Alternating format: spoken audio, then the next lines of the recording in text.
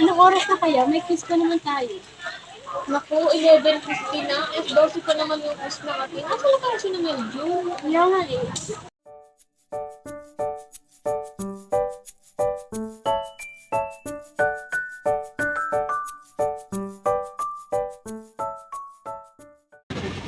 Oy, Melvin, late ka na pala.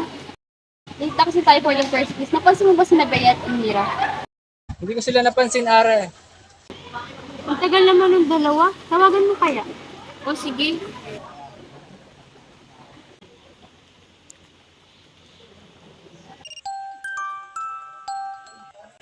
Hello, Bea.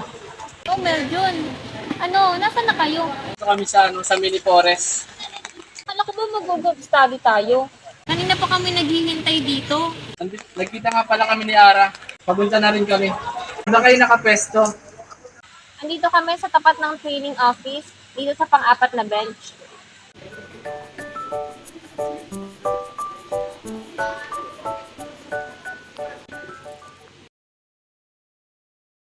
Sa wakas, dumating na din kayo. Ang tagal namin kayong inintay.